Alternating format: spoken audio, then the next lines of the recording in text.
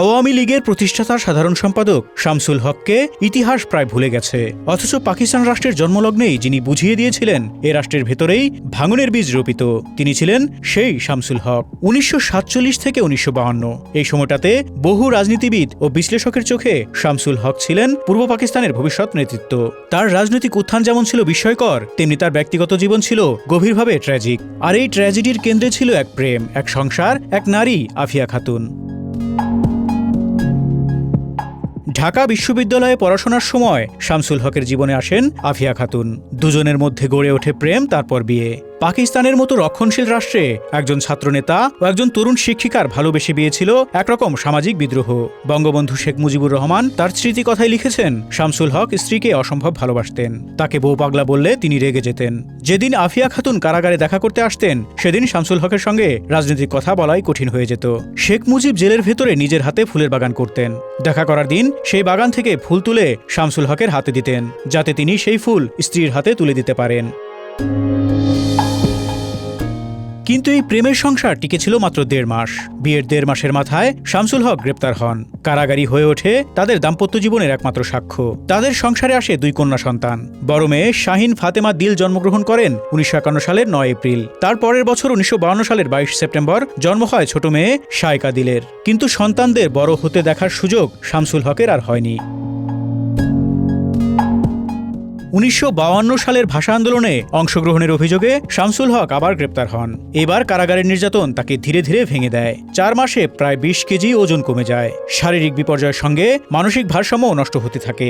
সরকারের নগ্ন হস্তক্ষেপে তার চিকিৎসার কোনো ব্যবস্থা করা হয়নি। স্বামীর মুক্তির জন্য আফিয়া খাতুন পূর্ববঙ্গের মুখ্যমন্ত্রী নুরুল আমিনের সঙ্গে সাক্ষাৎ করলেও সেখানে পান অবজ্ঞা ও রূঢ় আচরণ।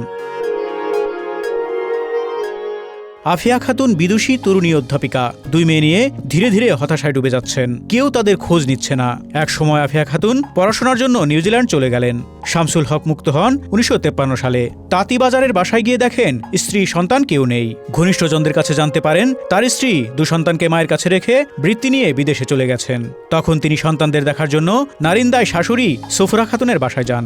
সেখানে গেলে শ্যালক আমিনুল হকের সঙ্গে তার বাগবিতণ্ডা ও ধস্তাধস্তি হয়। আমিনুল হক তাকে ধাক্কা দিয়ে সিঁড়ির নিচে ফেলে দিলে মারাত্মকভাবে আহত হন। এই সব হারানোর কষ্ট থেকে শামসুল হক আর সেরে উঠতে পারেননি। আফিয়া খাতুন পরের বছর দেশে ফিরে এসে শামসুল হকের চিকিৎসার জন্য আবারও চেষ্টা করেন, কিন্তু ততদিনে অনেক দেরি হয়ে গেছে। ১৯৫৪ সালে সরোয়ার্দী পাকিস্তানের কেন্দ্রীয় মন্ত্রিসভায় যোগদানের ১ সপ্তাহ পরে শামসুল হককে উন্নত চিকিৎসার জন্য করাচি মানসিক হাসপাতালে ভর্তির ব্যবস্থা করেন। এর ১.৫ বছর পর আফিয়া খাতুন এবং আওয়ামী লীগ নেত্রী আনোয়ারা খাতুন শামসুল হককে দেখতে করাচি মানসিক হাসপাতালে যান। কিছু সময় সেখানে অবস্থান করে তারা চলে আসেন। এরপর ১৯৫৬ সালে আফিয়া খাতুন লিডারশিপ এক্সচেঞ্জ প্রোগ্রামে যুক্তরাষ্ট্রে যান। ১৯৫৭ সালে দেশে ফিরে তিনি শামসুল হককে দেখতে যান, কিন্তু ডাক্তাররা তার সুস্থ হওয়ার কোনো বার্তা শোনাতে না পারায় আফিয়া খাতুন আনুষ্ঠানিকভাবে তালাকের মাধ্যমে শামসুল হকের সাথে সম্পর্কের জবনিকা টানেন। ১৯৫৯ সালে আফিয়া খাতুন পিএইচডি করার জন্য যুক্তরাষ্ট্রে স্ট্যানফোর্ড বিশ্ববিদ্যালয়ে যান। ওই সময় পাঞ্জাবের জলন্ধরের বাসিন্দা আনোয়ার দিলের সঙ্গে তার পরিচয় ও প্রেমের সম্পর্ক গড়ে ওঠে। ১৯৬০ সালে তিনি আনোয়ার দিলকে বিয়ে করেন। শামসুল হকের শেষ জীবন একেবারে ট্র্যাজিক সিনেমার স্ক্রিপ্টকেও হার মানায়। করাচি থেকে ফিরে দীর্ঘ ১০ বছর ধরে তিনি বিনা চিকিৎসায় পথে পথে ঘুরেছেন। ১৯৬৪ সালে হঠাৎ নিখোঁজ হয়ে যান তিনি। পথে পথে ঘুরে রোগ শোকে ভুগতে ভুগতে জীবন নিঃশেষ হয়ে যায় তার। নিখোঁজ হওয়ার পর থেকে তাকে নিয়ে তৈরি হয় রহস্যের মিথ। তিনি বেঁচে আছেন না মারা গেছেন তা জানতেন না তার পরিবার এবং দলের লোকজনও। বহু বহু বছর পরে ২০০৭ সালে ঘটনাচক্রে তার মৃত্যু রহস্য উন্মোচিত হয়। ডাক্তার আনসার আলী তালুকদার নামের জনৈক ব্যক্তি ২০০৭ সালে টাঙ্গাইল শহরের ব্যাপারীপাড়ায় মেয়ের বাসায় বেড়াতে গিয়ে উদ্ঘাটন করেন শামসুল হকের মৃত্যু রহস্য।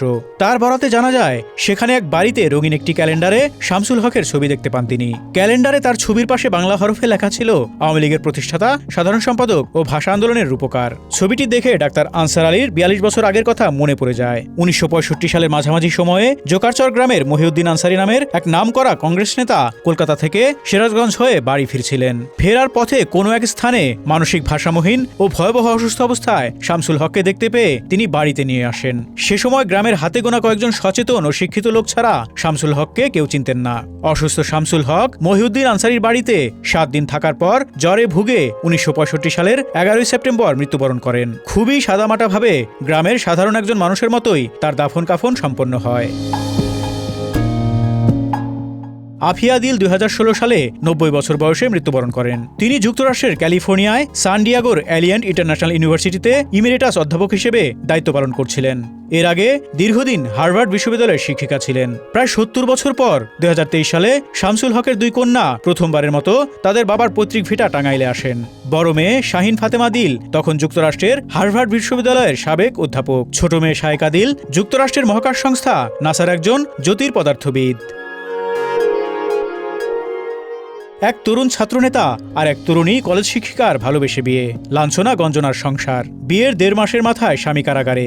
যে তুমুল জনপ্রিয় তরুণ স্বামী, যে মুসলিম লীগ ভেঙে আওয়ামী লীগ তৈরির অন্যতম কারিগর, যে বাগ্মী স্মার্ট তরুণ পন্নীর মতো প্রভাবশালী জমিদারকে নির্বাচনের মাঠে নাকানি চুবানি খাইয়ে দিচ্ছে, সেই স্বামী চোখের সামনে কারাগারে ধুকে ধুকে মারা যাচ্ছে।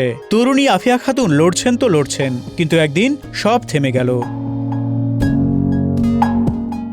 Desk report, Dhaka express.